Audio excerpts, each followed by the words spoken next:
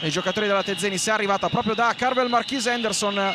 Howard, altra tripla di Napoli, altro canestro da lontanissimo per Young, pallone per Zerini.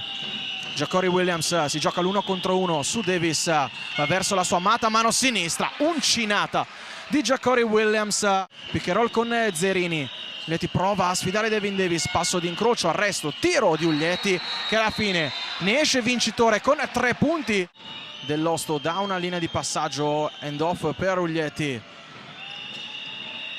Stewart libero da 3 punti, può sparare da 3.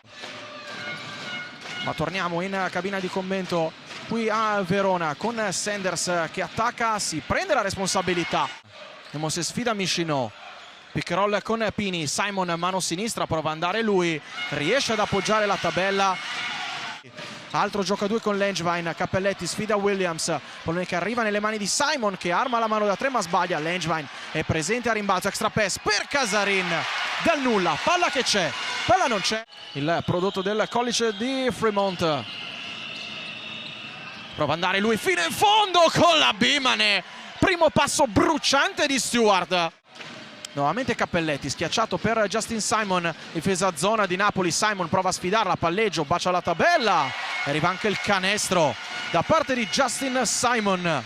Oltre a Napoli che è sotto di 3 e stando così i risultati sarebbe proprio la Gevi a scendere in Serie A2. Ultimo quarto infuocato che comincia con la tripla da parte di Giordano Bortolani.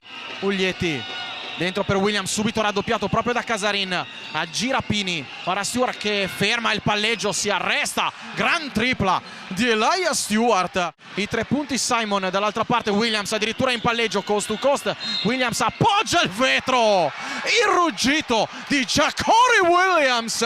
Attenzione a Williams che è caldissimo in questo istante, come Stewart che riciola e segna un altro canestro. Fate 17 per Elias Stewart. C'è Cappelletti su Michino, esce dai blocchi Stewart, molto aggressivo Henderson. Williams subito pronto il raddoppio di Devin Davis. Williams è semplicemente più bravo. Consegnato nuovamente per Stewart, non vuole commettere fallo la Tezenis. Stewart parte in palleggio fino in fondo, eccolo il canestro della salvezza.